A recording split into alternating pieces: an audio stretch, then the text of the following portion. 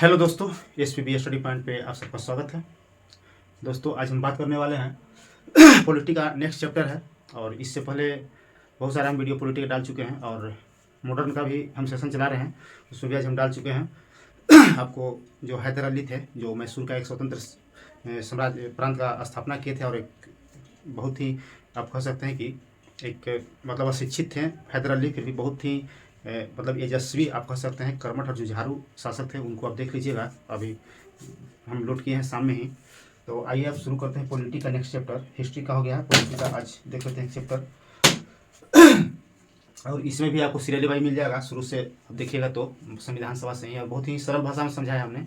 आप उम्मीद करते हैं कि आप लोग देखिएगा तो बेहतर ही समझ में आएगा और सारा एग्जाम में डायरेक्ट क्वेश्चन मैच करेगा, क्योंकि हम पढ़ाते हैं वही जो एग्जाम में पूछा जाता है। हम एक्स्ट्रा नहीं पढ़ाते हैं और फालतू की चीज़ें नहीं पढ़ाते हैं। जो एग्जाम में पूछा जाता है या कहीं न कहीं एग्जाम में पूछा गया है, और खास करके बिहार दरोगा और बीपीएससी पीटी के लिए और बिहार पुलिस के लिए तो रामबाण साबित होगा।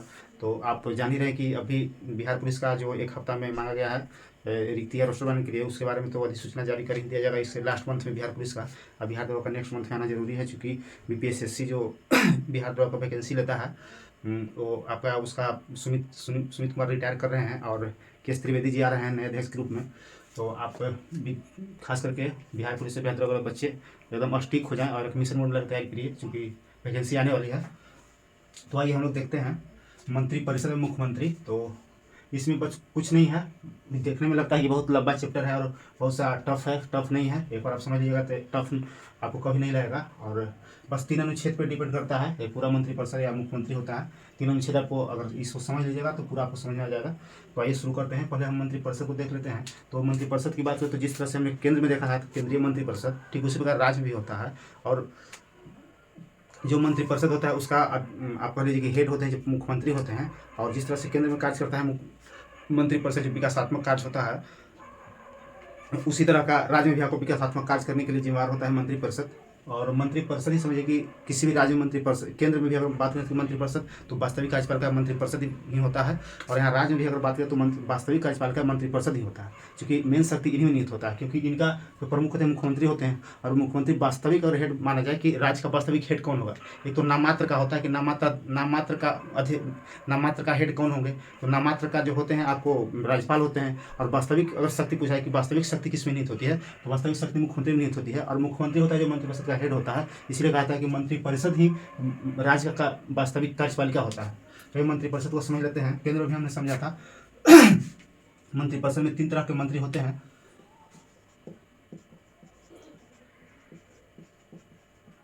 मंत्रिपरिषद में 3 तरह के मंत्री होते हैं। इसके तहत एक कैबिनेट मंत्री होते हैं। कैबिनेट मंत्री जिस तरह से हम देखे थे केंद्र में, उसी तरह से राज्य में होते हैं। एक होते हैं राज्य मंत्री और तीसरा होते हैं उप मंत्री। तो इसका कार्य भी जान लीजिए।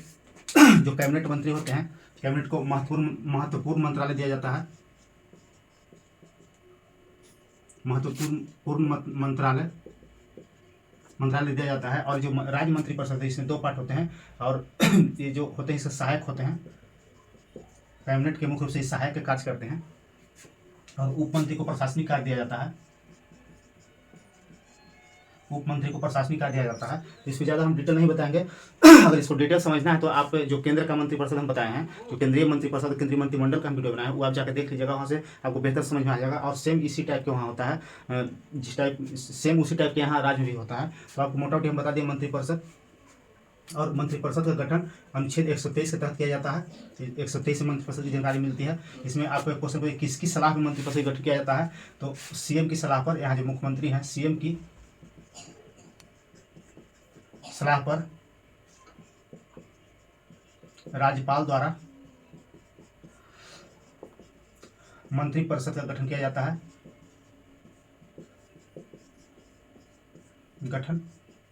है।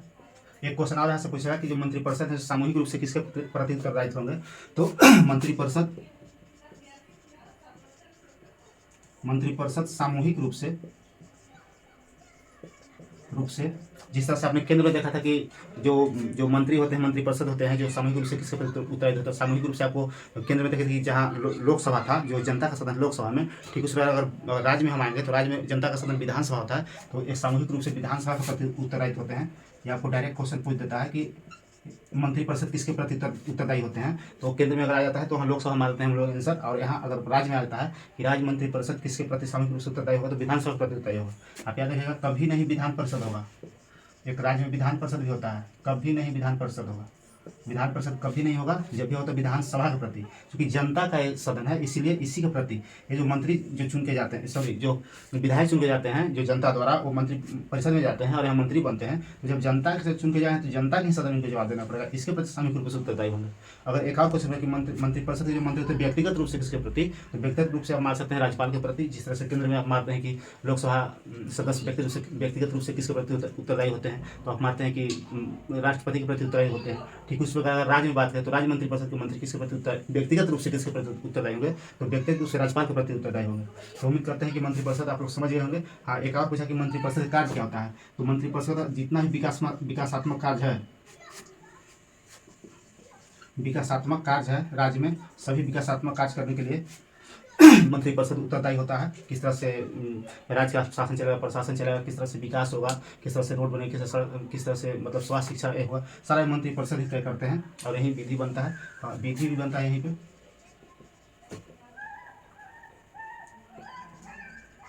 विधि या बिल यहीं पे बनता है मंत्रिपरिषद में ही। तो उम्मीद करते हैं कि मंत्रिपरिषद बेहतर रूप से समझ गए होंगे। और मंत्रिपरिषद का विघटन भी होता है, जब देखा जाता है कि अगर सीएम अगर त्यागपत्र दे तो मंत्रिपरिषद विघटन हो जाएगा। तो जब भी सीएम अगर त्यागपत्र देंगे तो मंत्रिपरिषद विघटन संयुक्त रूप से हो जाएगा। आइए मुख्यमंत्री को समझते हैं।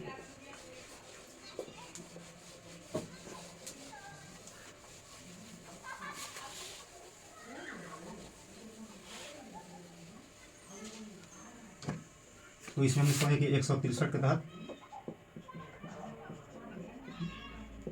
मंत्रिपरिषद का गठन होता है, और जो मंत्रिपरिषद का जो हेड होते हैं वो आपका मुख्यमंत्री होते हैं। तो अनुच्छेद 164 कहता है कि जो मुख्यमंत्री होंगे वो मंत्रिपरिषद का हेड होंगे, और जो बहुमत प्राप्त दल का जो नेता होंगे वही मुख्यमंत्री होंगे। तो मुख्यमंत्री होता है 164 मुख्यमंत्री के पोस्ट की चर्चा है, 163 मंत्रिपरिषद का गठन है, और 164 मुख्यमंत्री की नियुक्ति की चर्चा है जो राज्यपाल करते हैं। वही इसको देख लेते हैं। मुख्यमंत्री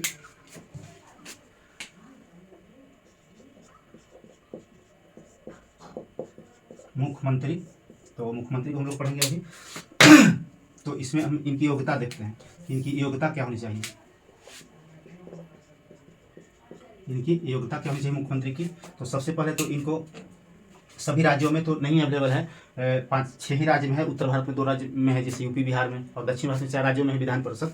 तो सभी राज्यों में उपलब्ध नहीं है, फिर भी समझाने के लिए लिखना पड़ता है। तो जो विधानमंडल होते हैं, विधानमंडल, राज्य विधानमंडल, राज्यों में विधानमंडल होता है, जैसे केंद्र में संसद होता है उसी तरह राज्य में विधानमंडल होते हैं। तो इसका 2 सदन होता है, एक होता है विधानसभा और एक होता है विधान परिषद। तो दोनों में से किन्हीं एक का सदस्य बनना होगा, विधानसभा या विधान परिषद का सदस्य बनना होगा।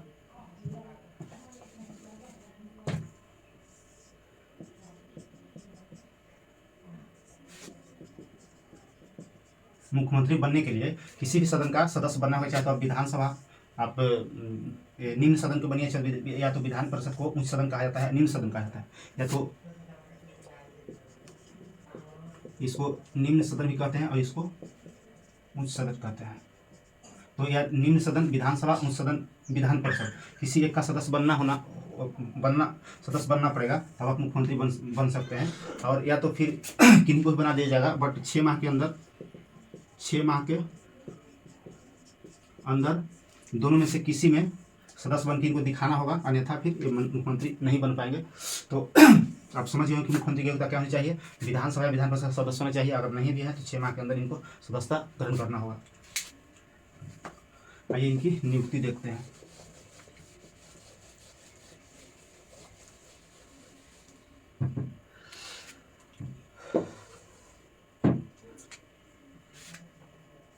इनकी नियुक्ति अनुच्छेद 164 के तहत 164 के तहत राज्यपाल द्वारा नियुक्त किया जाता है। तो किसको नियुक्त करेंगे? तो ऐसे व्यक्ति जो बहुमत दल का नेता हो, जो जिनके पास 50% + 1 मत रहेगा, उन्हीं को मुख्यमंत्री नियुक्त करेंगे। तो यहाँ से आप ये भी याद रख सकते हैं कि 50 + 1 रहेगा, जिनको मेजोरिटी रहेगा, बहुमत रहेगा, उनको ही मुख्यमंत्री नियुक्त किया जाएगा। तो राज्यपाल द्वारा नियुक्ति 164 होता है, राज्यपाल द्वारा नियुक्ति किया जाता है, न कि निर्वाचन इनका होता है, इनकी नियुक्ति होती है। तो आप समझ सकते हैं कि इनको मुख्यमंत्री बनाया जाएगा। तो 50 + 1 जो बहुमत साबित करके दिखाएंगे, या तो कभी कभी राज्यपाल होते हैं जो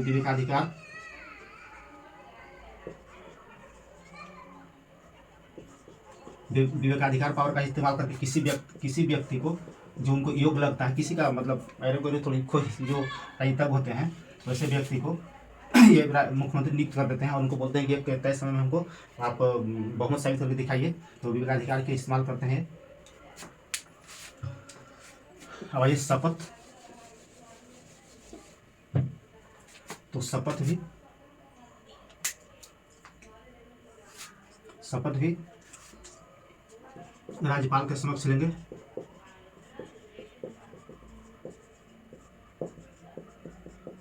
जो मुख्यमंत्री होंगे वो अपना शपथ राज्यपाल के समक्ष लेंगे और उनकी नियुक्ति भी राज्यपाल करेंगे। तो देखिए कई जगह राज्यपाल आते हैं। त्यागपत्र तो राज्यपाल को ही देंगे। अगर संविधान के अनुरूप मुख्यमंत्री कार्य नहीं कर रहे हैं, नियम कानून को नहीं ठीक से पालन कर रहे हैं, या तो इनको बीच में आपको क्या बोलते हैं कि कभी अगर इनका बहुमत खो जाए और सदन का ही सब विधायक बोले या मंत्री बोले कि इनको मुख्यमंत्री नहीं मानते हैं, तो इनको त्यागपत्र देना पड़ेगा। तो राज्यपाल को त्यागपत्र देंगे। और एक यहाँ देख लेते हैं इनका कार्यकाल क्या होता है। मुख्यमंत्री का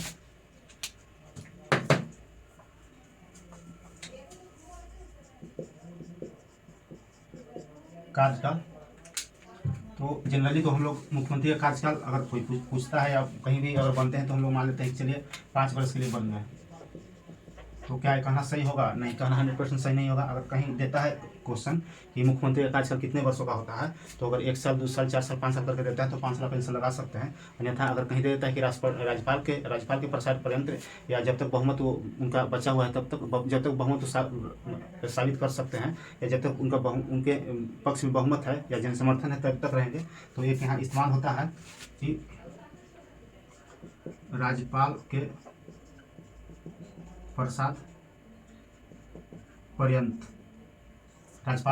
पर्यंत इसलिए कहा जाता है कि फिक्स नहीं होता है कि 5 साल रह जाएंगे। कोई भी अगर मुख्यमंत्री बनते हैं तो कोई तय नहीं होगा कि 5 साल रह जाएंगे। बीच में अगर उनकी बहुमत गिरती है, उनकी अगर क्या है कि जो सदन में जो जितना भी सदस्य हैं राज्यपाल के प्रसाद पर्यंत। अब यहाँ सोचिए, राज्यपाल है जो खुद राष्ट्रपति के प्रसाद पर्यंत है, राज्यपाल के बाद मुख्यमंत्री है, गजब है। चलिए तो आप समझ गए होंगे मुख्यमंत्री का कार्यकाल 5 वर्ष।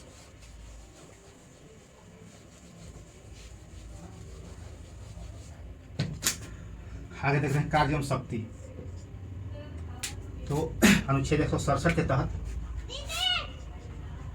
अनुच्छेद 167 यहाँ है कर्तव्य इनका है।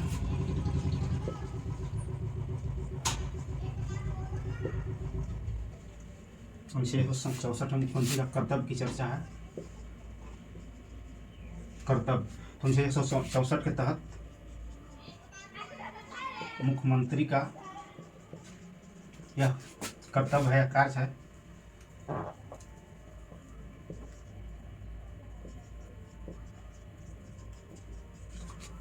होगा कि राज्य के सभी विकासात्मक कार्य के लिए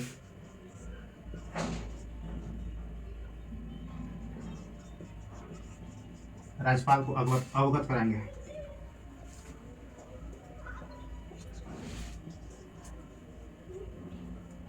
विकासात्मक कार्य से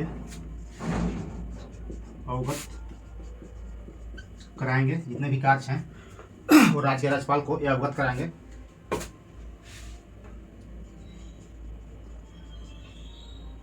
राज्यपाल को अवगत कराएंगे कि हाँ ये कार्य है जो राज्य के विकास में विकासात्मक कार्य है और इस तरह का होना चाहिए। तो एज ए एजेंट के रूप में राज्यपाल का मुख्यमंत्री कार्य करते हैं। जो मुख्यमंत्री होते हैं आपका राज्यपाल के एजेंट के रूप में एक कार्य करते हैं, सभी कार्य को समीक्षा करते हैं और जितने भी ऐसे तो जितने भी कार्य होते हैं राज्य का वो राज्यपाल के ही नाम से नामित होते हैं, बट जितने कार्य करना होता है तो मुख्यमंत्री करते हैं राज्यपाल के और अवगत कराते हैं कि हाँ इस तरह कार्य है जो विकासात्मक कार्य है। और कार्य हम देख सकते हैं इनको मुख्यमंत्री का ये एक होता है कि मुख्यमंत्री जो होते हैं सीएम जो होते हैं सीएम मंत्रिपरिषद का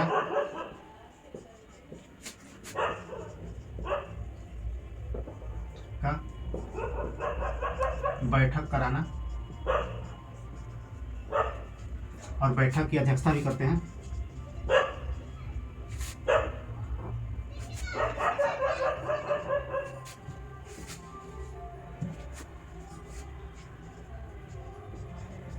अध्यक्षता भी करते हैं और यहाँ पे जितने भी मंत्री होते हैं मंत्रिपरिषद में उनको इसे मुख्यमंत्री के सलाह पर ही मंत्रालय डिस्ट्रीब्यूट किया जाता है राज्यपाल द्वारा और राज्यपाल सभी मंत्रियों को नियुक्त करते हैं। पर सीएम की जो मुख्यमंत्री होते हैं उनके सलाह पर सभी अन्य मंत्रियों को मंत्रिपरिषद में नियुक्त करते हैं और साथ ही जो सीएम कहेंगे कि हाँ फलाने व्यक्ति को फलाने मंत्री को ये मंत्रालय दीजिए तो मंत्रालय डिस्ट्रीब्यूट होता है इन्हीं के सलाह पे। तो इस प्रकार से हम कह सकते हैं कि जो मंत्रिपरिषद का जो हेड होते हैं सीएम होते हैं और मंत्रिपरिषद की बैठक करना, इसकी अध्यक्षता करना या इसको बुलाना ये सीएम करते हैं। इनकी वेतन की बात करें, सीएम की वेतन की बात करें तो यह राज्य विधानमंडल द्वारा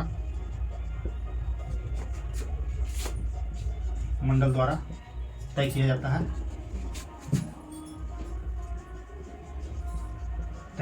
है। तो आप देख सकते हैं कि मुख्यमंत्री का वेतन कोई निर्धारित नहीं होता कि हाँ इतना दिया जाएगा, ये राज्य विधानमंडल द्वारा तय किया जाता है कि हाँ कितना मुख्यमंत्री का वेतन होगा। तो इस प्रकार से आज मुख्यमंत्री और मंत्रिपरिषद खत्म होता है और नेक्स्ट वीडियो में हम लेके आएंगे आपका विधानसभा या विधान परिषद। तो वीडियो को एक से दो बार देखिएगा अच्छे से और अच्छा लगे तो लाइक सब्सक्राइब जरूर कीजिएगा। धन्यवाद।